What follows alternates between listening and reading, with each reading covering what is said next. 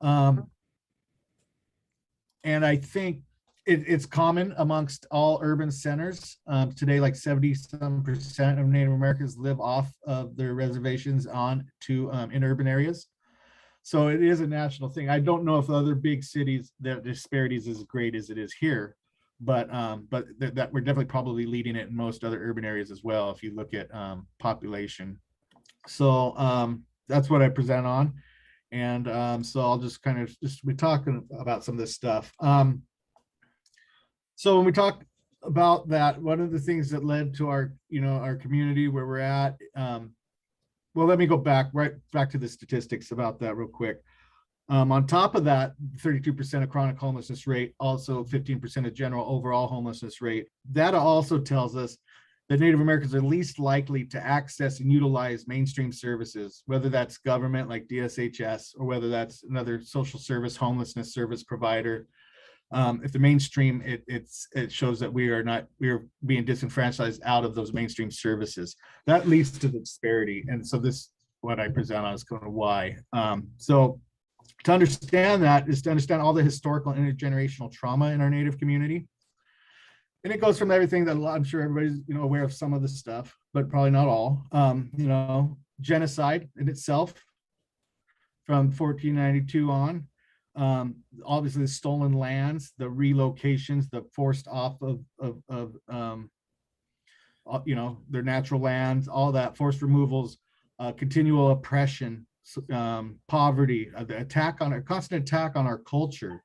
It still happens today. Like, watching football games just the other day, watching the Chiefs and the Chief fans still doing this really degrading tomahawk type of chant and stuff. It's like, I don't think that happens to other people today. It's for some reason the Native Americans is still okay to actually attack that culture. Horrible policies from the birth of the country, from the federal level all the way to municipal city level. Bad policy after bad policy, usually hidden under the guise that it's to better or to be helpful. Oftentimes it always led to further oppression, further marginalization. So all of that from 1492 to today. There's another concept they talk about, I think Maria Yellow Braveheart, a thing called disenfranchised grief. Like when communities and groupings, tribes, cultures have atrocity after atrocity, there's a time that people grieve and get over, maybe not get over it, but they have time to think about it, or in between tragedies or tragic and just events. But in our community, it's just been compiled one right after another, bad policy after bad policy that just systematically just tried to break us down throughout till today, with no time to actually grieve about it, to no time, it's just constant. So it's left a really heightened level of PTSD, mistrust of non-Indigenous systems and all that. So, and through some of that and some of the things we're going to talk about, it's led us to today that within our communities, we have a lot of things from family violence, health disparities, homelessness, of course, overrepresentation in the prison systems and recidivism afterwards, gang activities, mental health issues, substance, all those things. And it's all because of all that trauma. So I often talk about, when we start talking about genocide and why that's relevant, like I always tell people that time does not heal trauma. The only thing that heals trauma is being able to actually dive into it and face it and to work through it, right? And a lot of times when you can't, it just compounds. It's a lot of times groupings, when people do face tragic and historical things like genocide, a lot of times what people go back to get their community through it, to get their people through it, is fall back on the religion and their spirituality, their cultural ways. That was denied to us because that was strategically taken away too. We weren't allowed to even practice our own ways openly until 1978. And then what it I'm going to go through all these different things too, but it's just, that's where we led today. So let's start talking about some genocide events and how they're still with us today. Because even the genocide happened, from 1592 on, to 1900, right? And you could argue it's still going on today in different ways, but there's different events. There's a long list. Every tribal group in the country probably has, I know they have their own list of massacres and attacks and those type of things. One thing that I always bring up, because it's relevant to me, is the Yontaket massacre of 1853. I know that sounds like a very long time ago. I'm enrolled Confederate Tribes of Siletz Indians, but it's Confederation. There's 27 different bands and tribes within it that made up Confederation of Tribes in Siletz. And one is Tolowa. So the Yontaket massacre was the Tolowa natives in near Smith River outside of Crescent City, California. So what they did, the government, they swept Northern California all the way to Southern Washington, pushed them down and collected all the smaller bands and put them all together. That's how it formed. But anyways, 1853, 500 of our Tolowa were massacred, mostly women and children and elders. And I bring that up because my dad would talk to me about this. And not most people don't even know about this one. Not even a lot of natives know about this because it's not like the Wounded Knee or the Sand Creek massacres and the ones that get a lot of attention. But this is like one of the biggest known massacres in native land. But it was passed on to my dad. My dad had feelings about this that he talked to me and told me about, because his grandmother was actually English second language. And so, that's how it's still alive and well, and we carry it today. And like I said, like we all have these stories with our own peoples and our own tribes and our groups that are hidden, maybe not hidden, but forgotten or swept over, but they're still alive in our hearts today. Like you go to Crescent City, that area today, that's our land. And to go there and watch people thrive and knowing that this stuff happened, and it's very hard on the heart, hard on the spirit. So that's just the genesis. Some of the policies also left us to where we're at today here as well. I always go over a handful of policies. You can go through, there's an endless list of bad, horrible policies that have harmed our communities. Like the Indian Removal Act of 1830, where Andrew Jackson, it was the first time they just stripped away, and they decided to go against treaties and agreements already and kick, the Southeast, try to push and remove Southeast natives off lands. That's where the longest, the Trail of Tears came from, where they marched, thousands and thousands of people and lost thousands of lives because they didn't even have adequate attire. Appropriation Act of 1871 was the act where the government actually made a conscientious decision and said, we're not going to honor the treaties anymore. We're not going to even honor sovereignty to the tribes anymore. Basically, they just erased all agreements. Code of Indian Offenses in 1883, that's what really put it in law that it was illegal to practice any kind of native cultural practices, especially religion and spirituality. Our sun dances, our ceremonies, our feather dances, all of our medicine dances were banned and outlawed, weren't allowed. Dawes Act of 1887 was another one that took even more land off of us. Took all of the reservations and decided that they were going to give individuals either 80 or 160 acres of land a piece, depending on if you're head of household with a family or a single, and take all excess land and sell it to white settlers. Again, breaking more treaties. So you fast forward to a little bit into 1900s. This is where we start getting to some of these policies where it kind of literally led up to literal homeless. Termination Act of 1953 was a big one. The government decided to terminate numerous tribes. Confederate Tribes of Siletz is actually one of them, and that's how I became why I'm an urban Indian. My dad was 7 years old when that happened.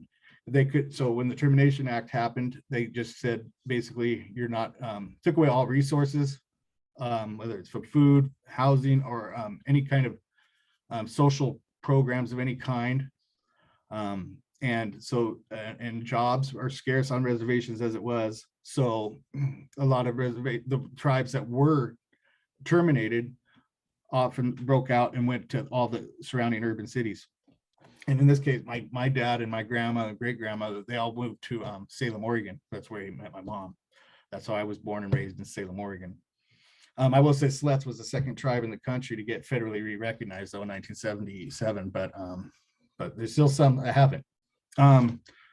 So that led to a lot of urban area homelessness and poverty for Native Americans.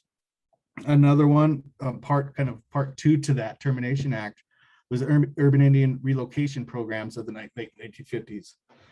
That's where the government had ideas, and they would entice people off of reservations to promise them prosperity, a chance of prosperity. They would come to the urban cities, and the government will put you up in housing. They'll give you a skilled trade. They'll train you, give you all the support network. But what happened was they just took people off and then trapped them into poverty with no social network, no community, or nothing to fall back on.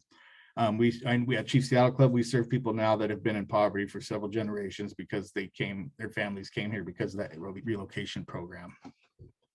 So another one that led us with a hand that said they were going to help us, that just turned out harming us greatly. Some of the other atrocities that we have faced, sterilization. A lot of people don't realize that the unwillingly and unknowingly sterilization of our Native women was happening through the 70s. Then I was born in before that even ended. So my aunties and uncles and all that generation, this was all right with them. So that this kind of stuff is still alive and well with me today, and the anger is there. Even though it's still, you look at 1975 as being whatever, 36 years ago, or whatever, not that, 46 years ago, it's still there, and that mistrust is still there. The anger and frustration. Boarding schools, I'm sure everybody's been hearing about boarding schools in the media lately, because in Canada they're starting to find hidden mass graveyard burial sites where the children died, and probably murdered. We know about the abuse, the physical abuse, sexual abuse, mental, emotional abuse that happened at these places, the humiliation. They were taken from their very, very formidable years of where they were supposed to be encultured into their own cultural values, family values, those type of things, taken out of their homes, placed in a system of mass abuse that taught them nothing but shame and humiliation, and did that for several generations. Hundreds of thousands of natives were stolen out of their homes between the late 1800s and 1960, and for so many generations were disrupted. So they didn't have those cultural values, those teachings of how to be a parent, as a Native parent, how to be a Native father, a Native mother, Native son, Native daughter, a Native auntie, a Native uncle. All they knew was that abuse and that pain, and a lot of them took it home and took it into their families. So we have a lot of family dysfunction today because of these boarding schools. So let's see. So yeah, I know it gets pretty hard sometimes, but yeah. So anyways, it leads to all that mistrust. Today we're in a place where we have all this homelessness because and some of these different things. And when we talk about like least likely to utilize mainstream services, this is kind of where it stems from. It stems from that like I said, all those different things that compounded, never had a chance to actually reconcile, maybe not to get justice, not even talking about justice, just to reconcile as a group, to make sense of it for a minute, and strategize, get over it, and heal from it a little bit, maybe just a little bit. None of that. It was just constant. So when we have these different systems out there that are offering help and support that don't come from a Native Indigenous viewpoint or an Indigenous mindset, there's a lot of mistrust that, like maybe not on an individual level, but on programmatic level, like, yeah, right, you're going to help me. I know what happens when we open up. I know what happens when we reach and accept that help. It only furthers and deepens us further into marginalization. I often talk about also another story to kind of understand the mindset a little bit. John Trudell, one of our great modern leaders, he passed several years ago now, but I saw him in an interview once, and he was talked about when he was in high school.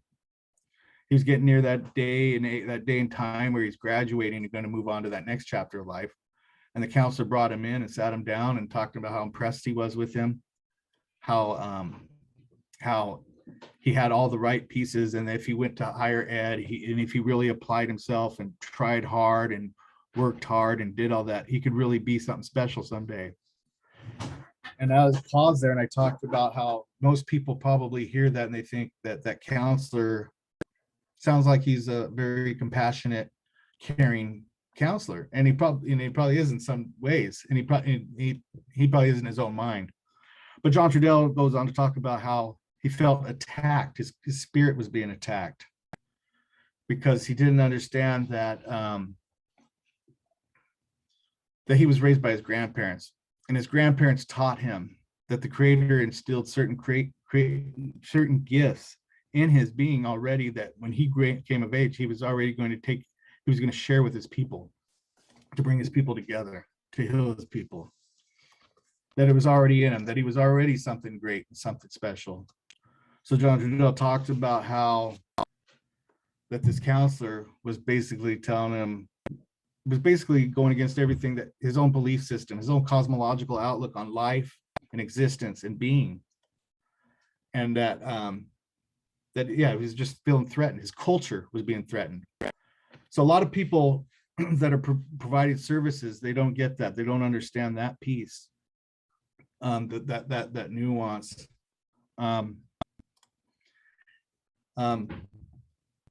And so what happens is just more mistrust and unwillingness to actually enter an unindigenous space.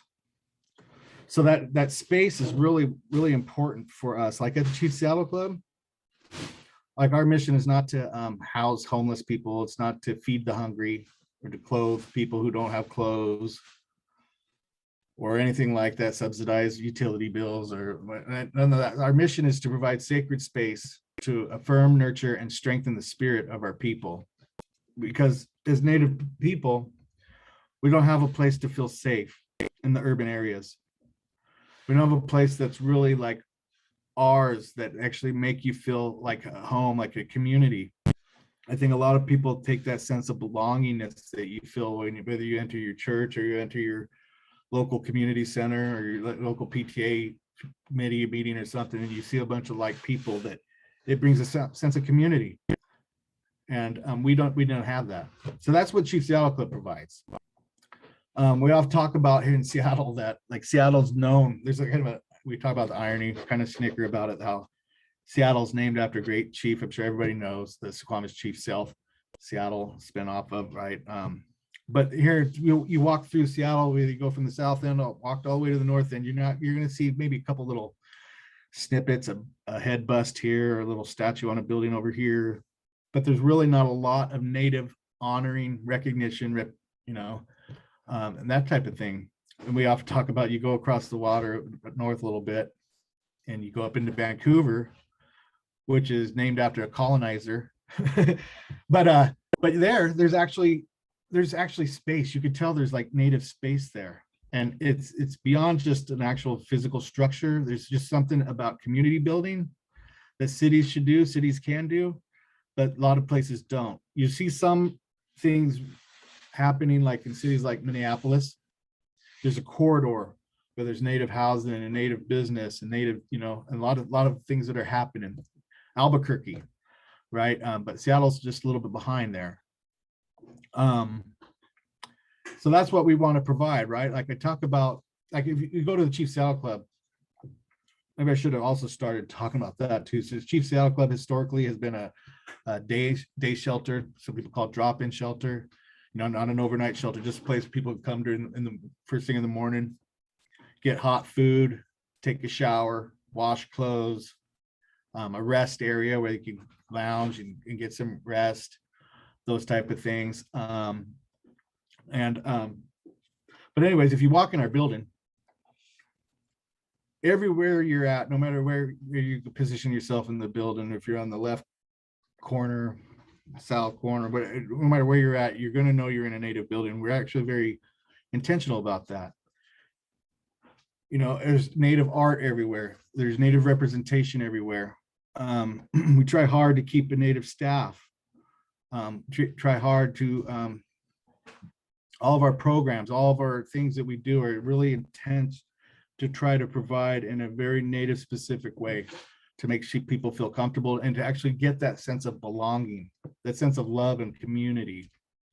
And we're only one organization. There's several other great Native organizations in the city. I don't want to act like Chief Seattle Club is the only one.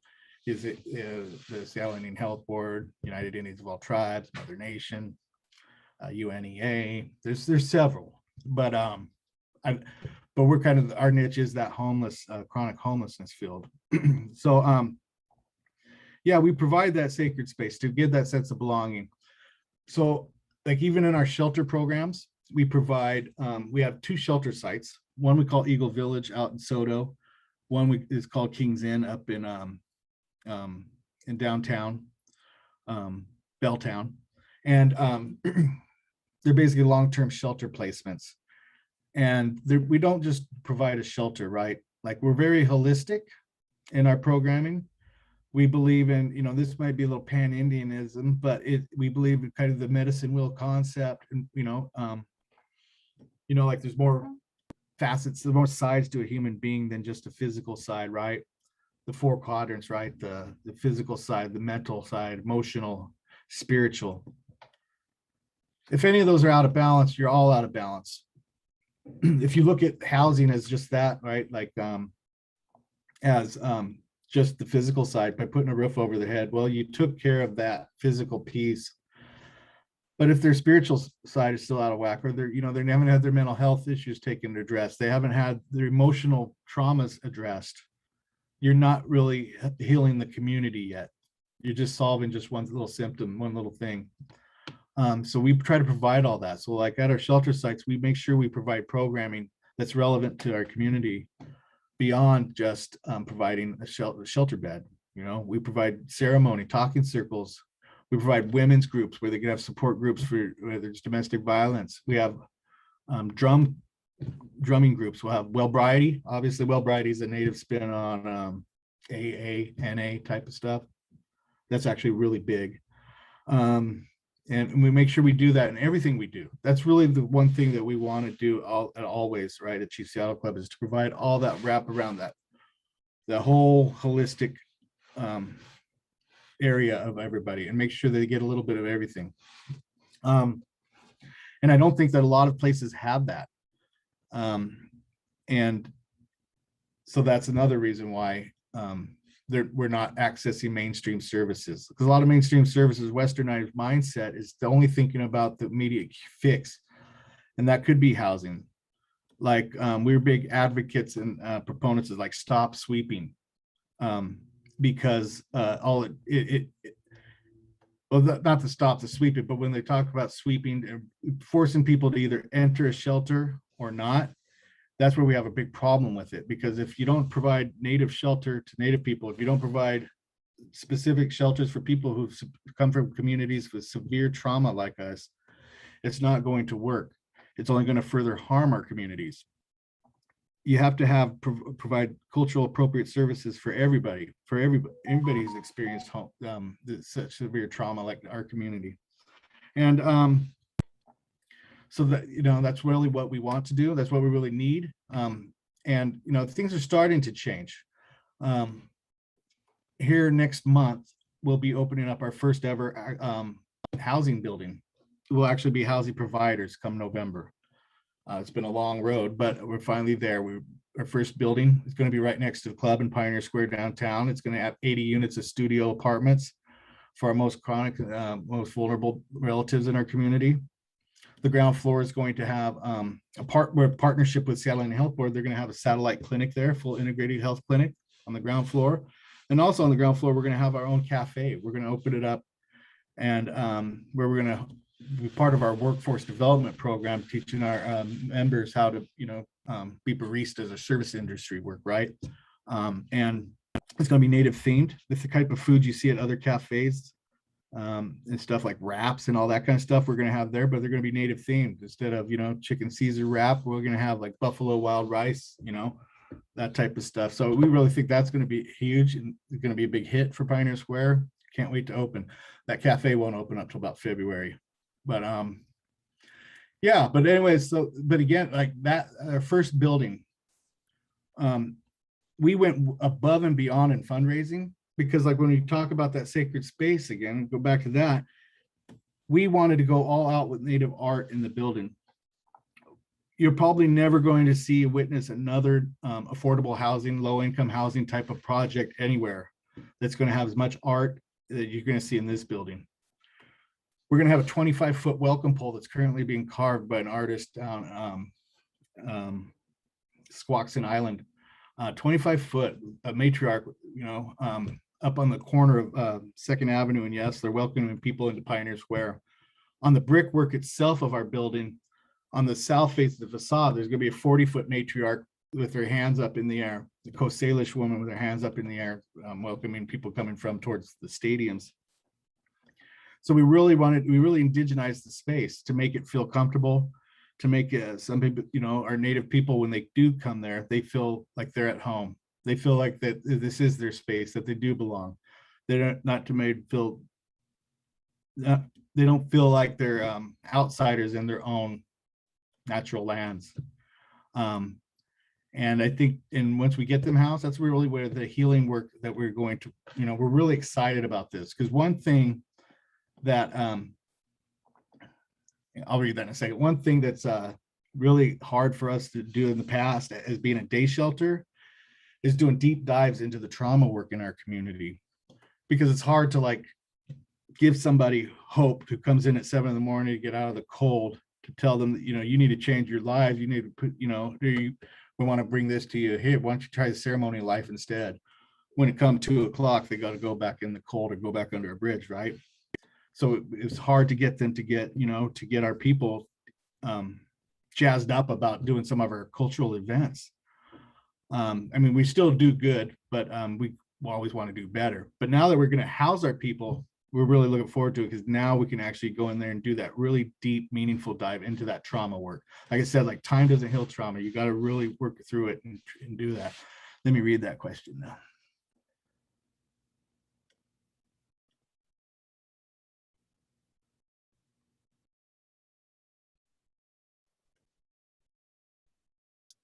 Derrick, if you want to, do you want me to read that, or do you want to just? Yeah,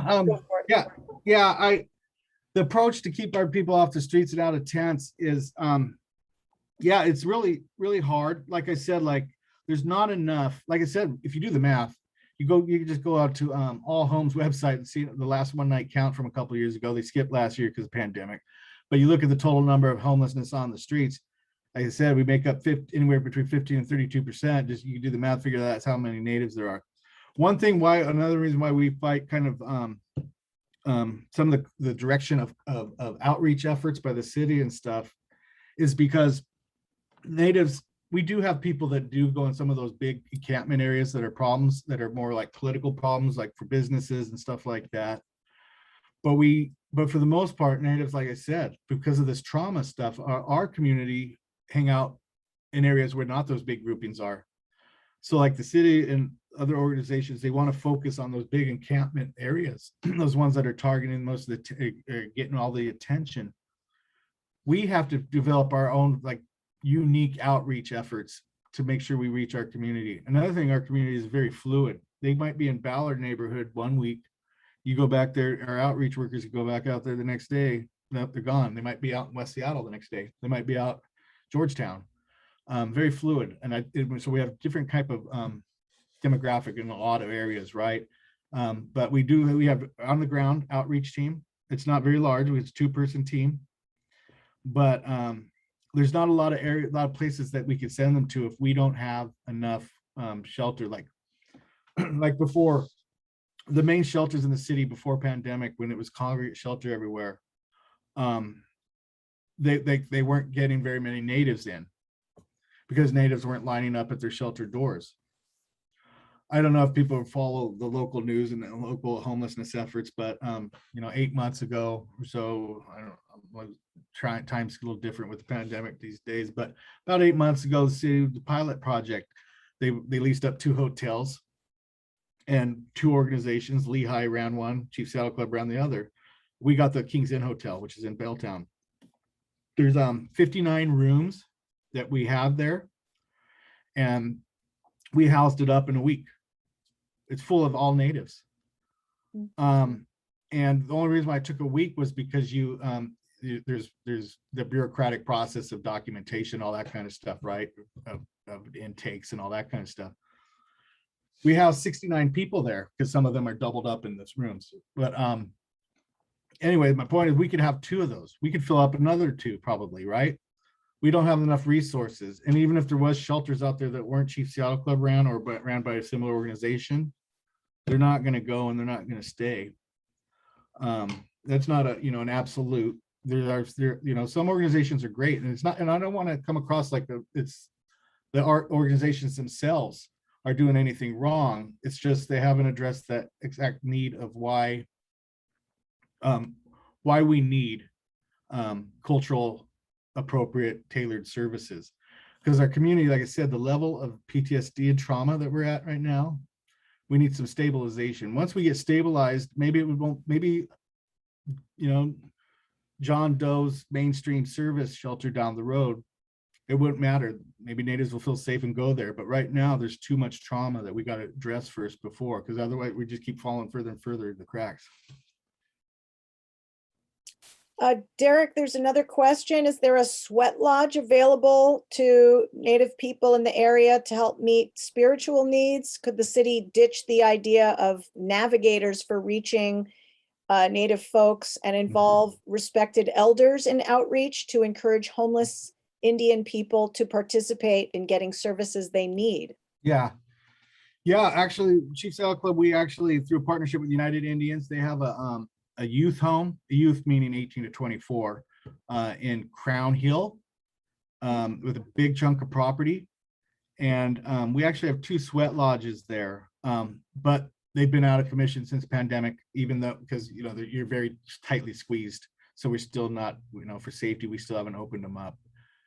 Probably, and we don't see that happen anytime soon, to be honest. But yeah, as far as elders doing outreach, yeah, we love that idea. I often tell people, like, the people that I've witnessed and do the most healing work, or the most breakthroughs with high acuity folks that I've seen, are not people with letters after their names, mental health this, mental health doctor this, and that and this. It's actually our elders and our people who carry medicine, and who come and do those talking circles for us and stuff like that. They sit down and talk with people. I've seen that far more impactful than any westernized profession, because a lot of these teachings do come from the people that we do have, the trusted elders that we do get that come in, they come from a very, very it's just as trained as any PhD in whatever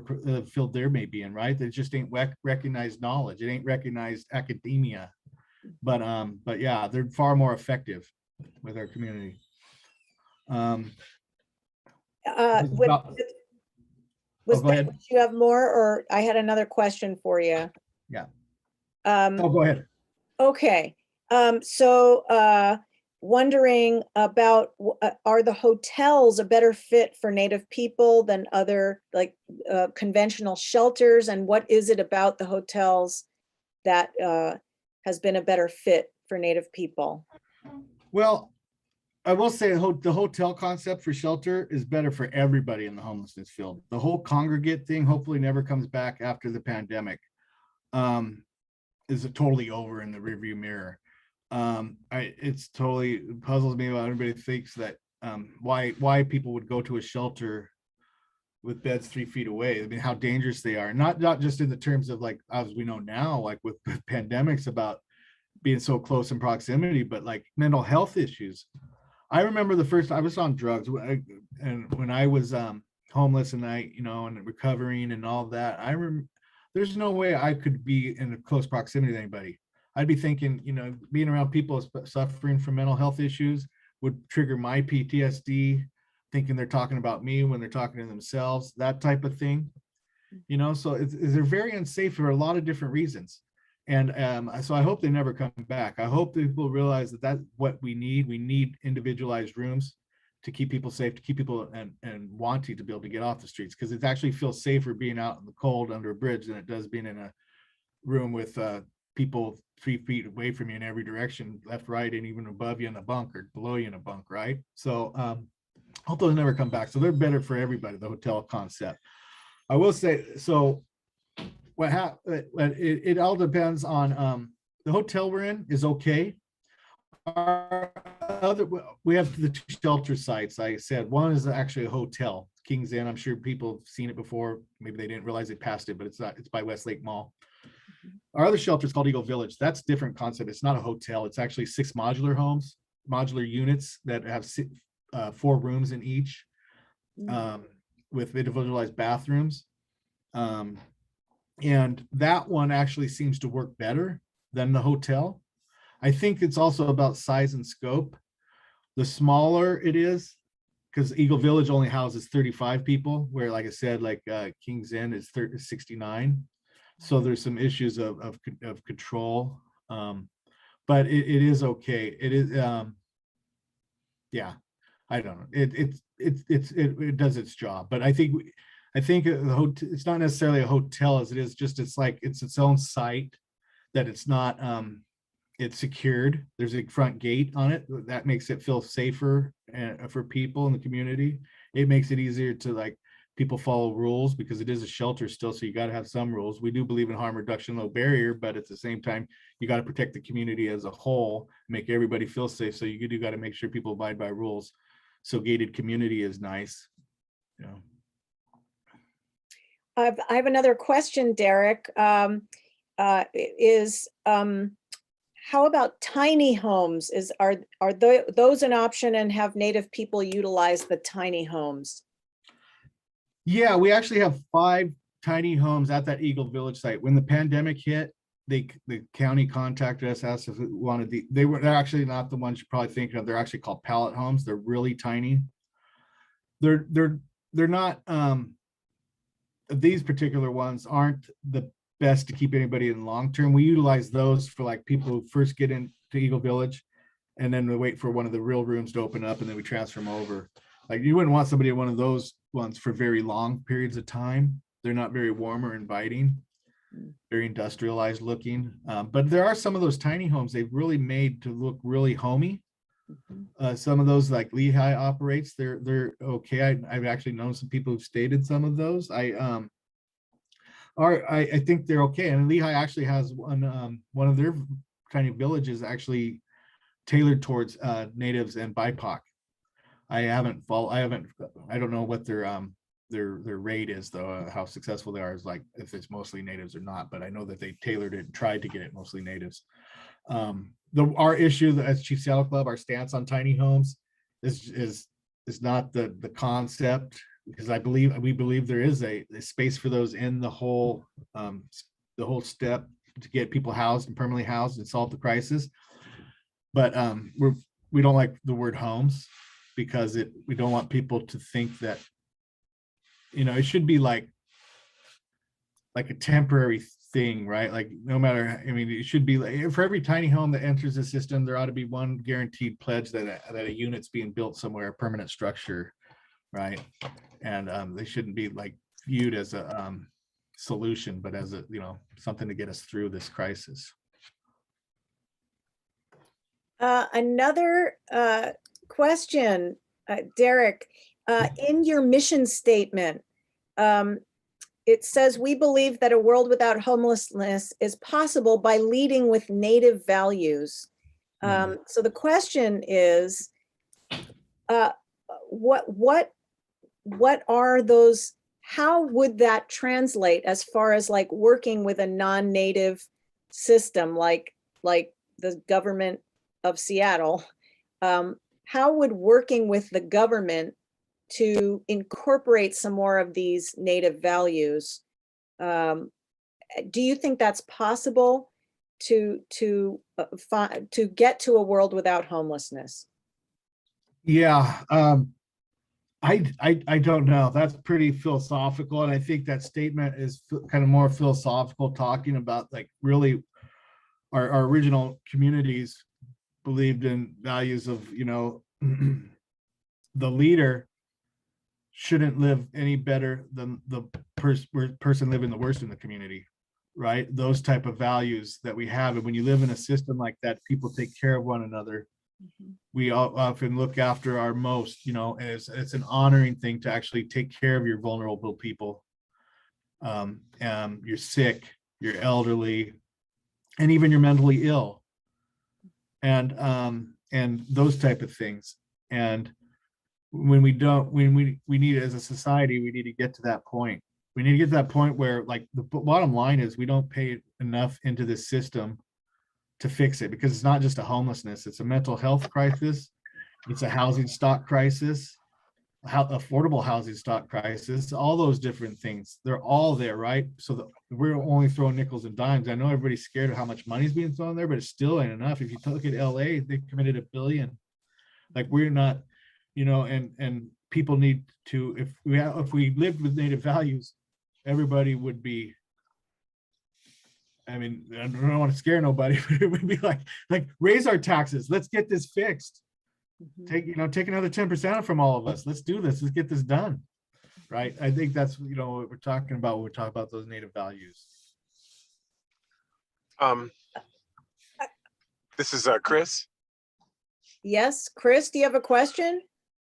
Well, actually, a question or a comment is more, until we stop creating the conditions that bring on homelessness, doesn't really matter how much money you throw at it. If you provide me housing, but I don't really have a job that allows me to stay there or pay my bills, Yeah. And yet we fix one problem, but the conditions of it persist. So until we stop creating those conditions, and like childcare is another one. You give them housing, but then they can't afford childcare. That condition persists. Yeah, totally agree. Good points. I do have another question from the audience here. I know you've talked about some of the really great things that are going on with the opening out in Pioneer Square, opening the building for housing there. And but the question is, can you share a success story? And I guess you can interpret that in any way that you see relevant to talk about moving forward, something of how we can find success in this major problem. Yeah, I mean, there's all kinds. One near to my heart is my one of our staff. She when I became a staff at the club, I always tell people I consider myself a member first, because I was a member there first before I got hired there 7 years ago. Anyways, when I became a staff there, shortly after that, she just got out of prison for a long time. I was coming to the club every single day, couldn't get work, couldn't get things, just utilize that the day center for services, for our meals, place to socialize. One of the biggest things that we provide, like I said, is that space, is that social community hub, a place for people just to talk to each other. It's really a social hub. Today, she's got a car, she's got her own she got her own apartment, nice apartment, and she's one of my favorite employees, and so dedicated and loyal, just to be giving back and paying it forward and trying to serve as many people as she can. It's just really inspiring whenever I think about her. And that's one, I guess. Thank you. We've housed a lot of people over the years. Our data shows too, because if you look at the HMIS, the Housing Management Information Systems, CA coordinated entry, and the data, pre-pandemic anyways. Pandemic's got everybody's numbers and data collection all jumbled now. But pre-pandemic, we were, our Chief Saddle Club was the most successful, and of all the people who were getting grants and entering data. We're housing more people, and keeping them housed at the retention rate after 6-9 month mile marks. So we actually were proven to be most successful. So we've housed a lot of people. Okay, does anyone, we have maybe time for one more question. Does anyone have any questions they'd like to, you can write it in the chat, or if anybody has. Rachel, this is Chris. I do have a question. Sure, Chris, go ahead. I'm wondering if your guest speaker is familiar with the Veteran Senior Housing Levy, and if he feels that's made a difference or improved the housing situation. Derrick? Yeah, Go ahead. I am familiar with it. We tried to get some of that funding to start our own veterans program, but we fell short. But maybe we'll get a veterans program going soon. But yeah, I think it has. We definitely have had success at getting people VASH vouchers. I think it'd be more successful if we could figure out a way to get our own, like vet outreach worker, or whatever they call navigator, or whatever those positions are. But we've had some success, yeah, a lot. And I think it yeah, in our building that we're going to lease up, that's going to come online next month. Yeah, we have 10 set asides for veterans, and I think they're already filled. And I know 5 of them come from VASH, and I think those all come from that, right? Yes, thank you. Yeah. Okay, well, Derrick, on behalf of everyone here tonight, I can say we really appreciate you being here. And as Carla has mentioned in the chat, it sounds like we congratulate you on your new role. It sounds like you are one of the great success stories. Yeah, I talk about that all the time. Yeah, yes. But I was like, I didn't want to bring that up again, but yeah, I am. Like I said, that is me. I am the success story. It was the club that got me on my feet. I was homeless downtown, sleeping in, Occidental Park, and alcoholic, kicking drugs. It was then that got me into my treatment and got me into, gave me a place to go and start healing myself, rebuilding my cultural strength and cultural knowledge. And yeah, so I'm really just blessed that when I found my way back, because it wasn't like strategic, it was just like happenstance. I really think things happen for a reason, and I just feel blessed.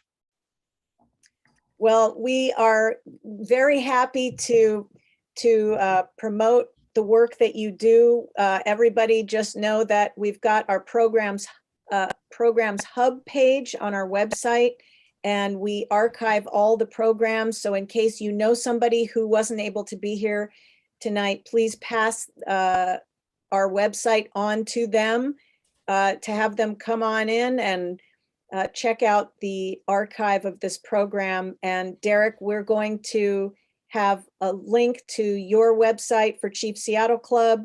And if you have any other, we have a donation link. Please consider that, everybody. If you enjoyed this presentation, please consider a donation to the Chief Seattle Club. They are doing fantastic work, as you've heard tonight. And we want to show our support in all kinds of ways, including financial support. So anyway, check out the chat. Sarah has put the link in the chat, and again, it'll be on the website. So thanks again, everybody. Give a nice big hands up to Derrick, and thanks again so much for joining us tonight.